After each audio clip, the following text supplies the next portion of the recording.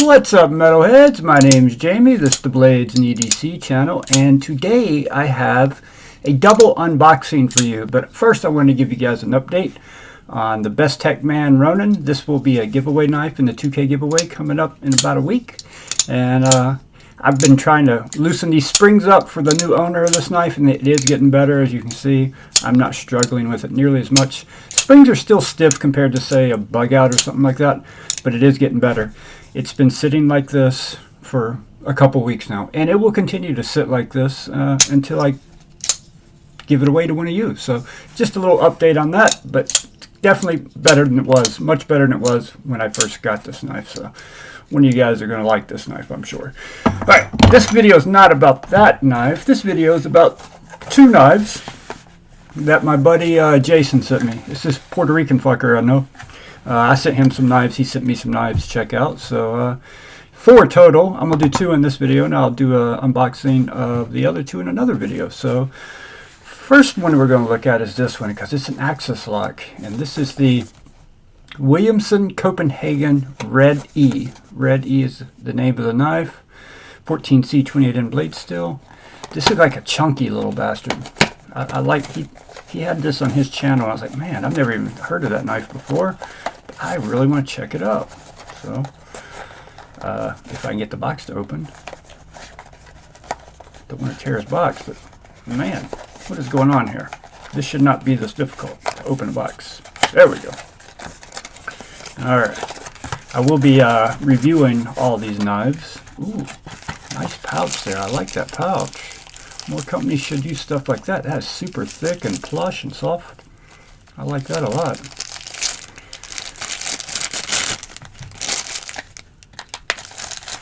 I'm putting this back in the box, but I'm not closing the box. It's going to stay just like that until I send it back home where it belongs. Alright, so this is the Red E. Little chunker, man. Little chunker axis lock. And it has the forward finger choil, which I love a forward finger choil. Ooh, right out of the box, I can already tell you. Really good ergos. Really good ergos out of the box. Okay, how's this? This is what I really want to feel. Oh. Okay. It's good. It has that little bounce at the end there. See that? Well, now it's not doing it. Maybe it just took me getting used to it. Ooh, pretty good action for an axis lock. Interesting looking knife, too. Very, I don't know what you'd call this shape, but the reverse of a swayback. Yeah. Got jimping there for your index finger also. Jimping out here where it needs to be, right where your thumb lands.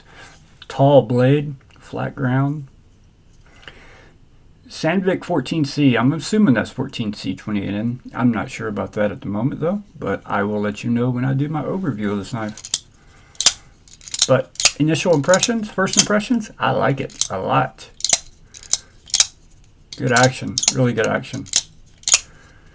I'm assuming this is on ball bearings, but I'm not sure about that yet either. But I will let you know in the future. So what you guys think about the new background here? Darker than normal, but I think it should make colors pop better. Let's pull out something with some color real quick. Let me see how it looks on camera. How about the smock? Yeah, see that color? That darker background makes those blues really stand out. Yeah, I think I'm going to like this background. Plus it's like felty and soft. Feels nice. Alright, this one is a knife that to me it looked incredibly strange. But, so strange I wanted to check it out. It's not something I think I'd ever buy just from looking at it. But it was just such an odd knife that I really wanted to check it out. And this is not a cheap knife. This is an expensive knife. This is the D-Rocket Design Jupiter. This is like a mid-tech knife. So,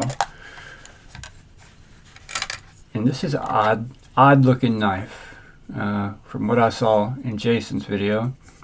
Got a little weight to it though. Not heavy, but considering what it is and the carbon fiber scales, got a little weight to it. Now this knife it has no pocket clip, but it's not. This is what was driving. I could not figure out. Like you hit the button and it only goes to there, and then you have to help it the rest of the way. Very different thumb studs. Ooh, okay, okay, okay. What's going on here, though? This is what I don't get. Look at that. I'm holding the button all the way in. It goes to there. If I let off the button, now I can close it. It's very, very different.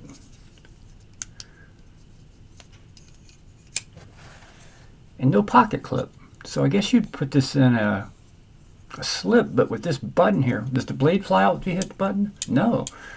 Ah, you press the button won't go in when it's closed. You cannot gravity knife this. So that button will not go in while the blade is closed. So you could put this in a slip, actually.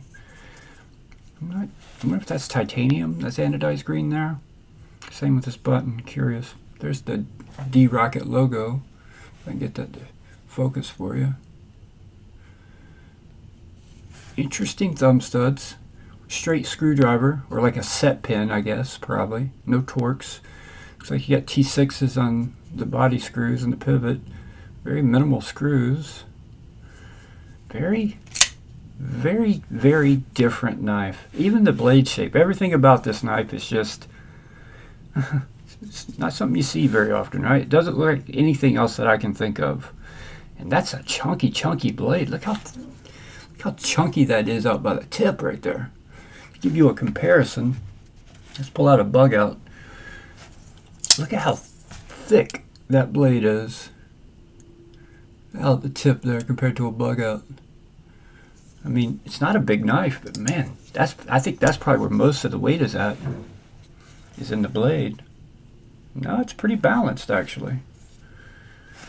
I could see some kind of pin or something going through right here. See that?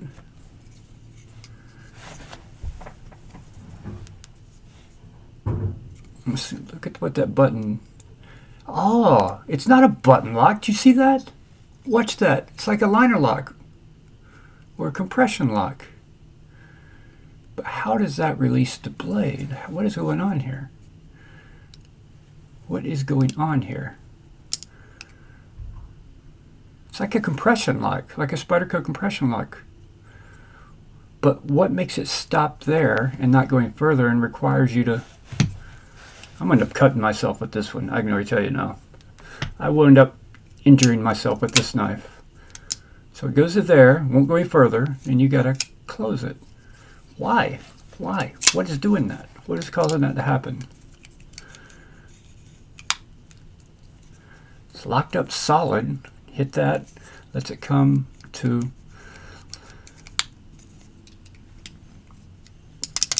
Look, I'm pressing that button in as far as I can. It won't close until I let back off the button, which gives it clearance again. So,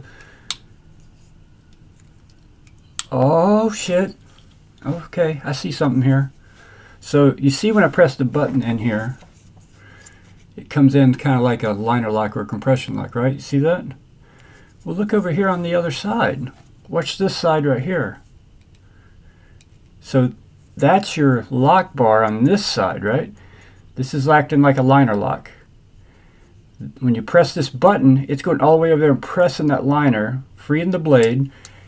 Then the blade falls and hits the button, and then you let off the button. And there's like a detent ramp in there that it won't go past, though, until you let off the button. Okay, okay. So if you let off the button, it'll drop. So it gets to there, you let off the button, then you can drop it. So different, man. So different. I like seeing new stuff and different stuff like this. I like this one too. But this is just so different. Alright guys, I think that's going to wrap it up for this video. Thank you guys so much for watching. I really do appreciate it. And yeah, great ergos on this little guy. And I will, you'll see these knives in future videos. And thank you very much, Jason, for sending these in. I do appreciate it. And I will see you guys, excuse me, on the next one.